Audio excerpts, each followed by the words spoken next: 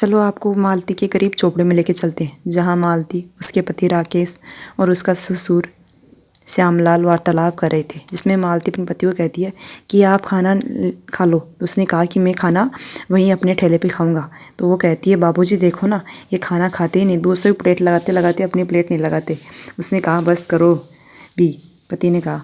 तो वह कड्डी चावल की प्लेट लगाता, ठेला लगाता था और सबको पर 30 रुपये में खाना खिलाता था। एक दिन उसकी पत्नी ने कहा कि आप इसे 50 रुपये कर दीजिए, क्योंकि हमें केवल 3-4 रुपये पर प्लेट पड़ते हैं।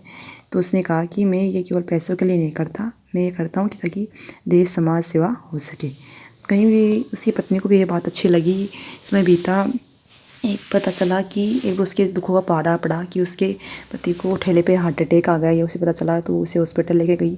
मालती ने अपनी सारी जमा पूंजी अपने पति को ठीक कराने में लगा दी, लेकिन राकेश बच नहीं सका। राकेश की मृत्यु हो गई, उसका गरीब झोपड़ा और वो विधवा। फिर उसने क्या किया, वो अपने ठेले पे आकर जम गई। वहीं ठेले पे ही वो भी 30 रुपये में प्लेट ठेला खाना खिलाने लगी। वो एक आदमी आया, उसे पैसे देके गया बचाए हुए। ऐसे समय बीता।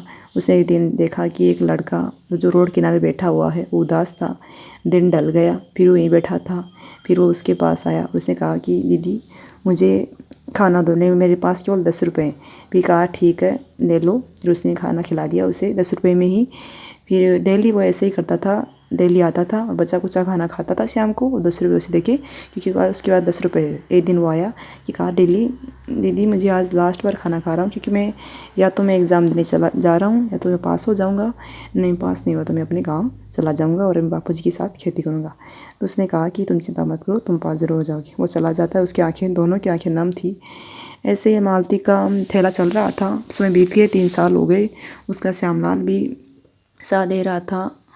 फिर एक दिन वो गाड़ी से उतरा, वो मोहन शर्मा, वो कलेक्टर बन चुका था। उसने कहा दीदी मैं कलेक्टर बन चुका हूँ इस शहर का, आप मेरे साथ चलिए। वो उसे अपने ऑफिस लेकर गया। उसने कहा कि मैंने सरकार से सिफारिश की है कि आप शहर में एक होटल खोलें, जिसे आप सरकार से आपको सब कुछ फ्री मिलेगा। आप उसे 10 रुपये पर प्लेट गरीब को खिलाना है।